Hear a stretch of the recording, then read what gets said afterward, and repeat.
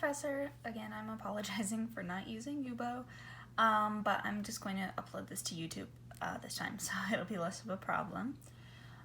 So this is my essay about creation myths.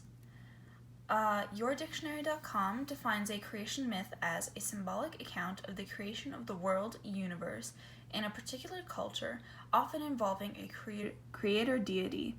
Creation myths are incredibly important to society and can be found at the beginning of every society. Before people were able to find scientific explanations for why things are the way they are, they created mythology to explain what they don't know the answers to yet. The common themes of creation myths are among as followed. Are there gods or goddesses? How was the earth made?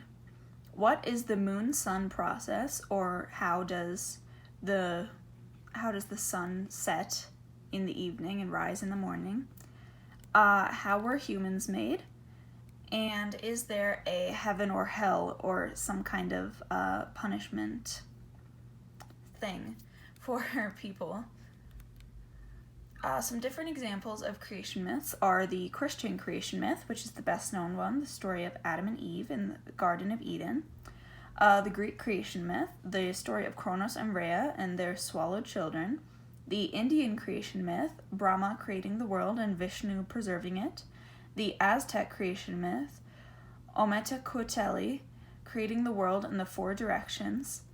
The Navajo creation myth, the beginning with Nihodihil and the four elemental clouds. And the Zulu creation myth, with Omvelinkongi creating the first man, Unkulunkulu, out of a reed.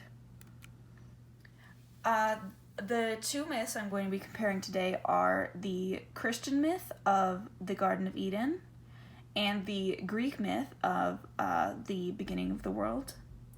Both myths have the idea of their gods being omnipresent and that they have existed and always will. There's this understanding that God has existed since the beginning of time in Christian mythology, and the gods just randomly sprout in Greek mythology, but there's this idea that they will always be there. Then they both have the idea of a kind of paradise and prison.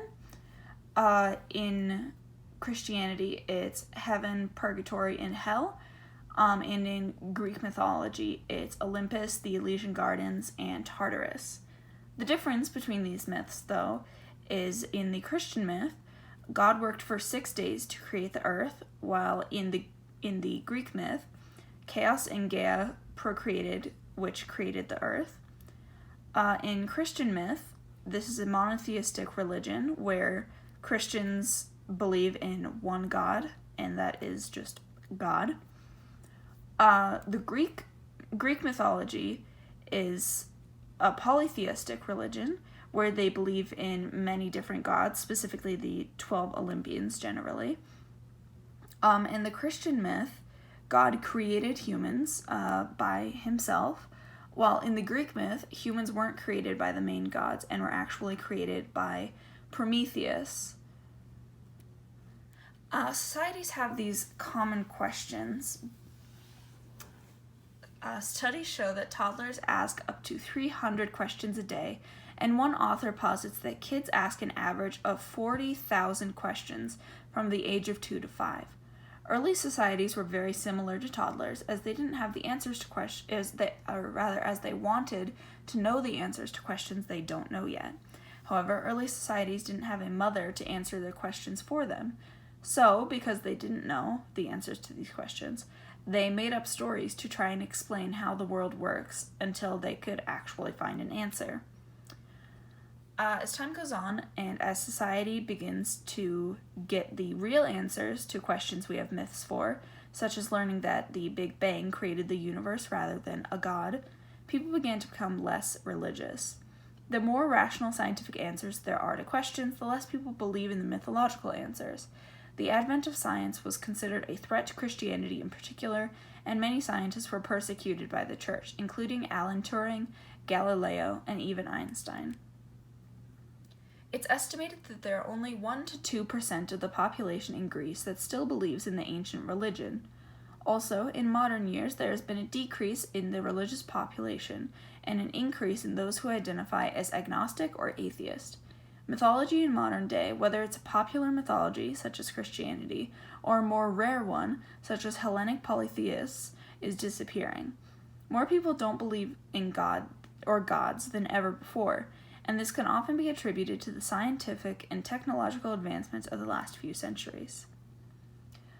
Overall, creation myths are incredibly important for ancient people in their early societies.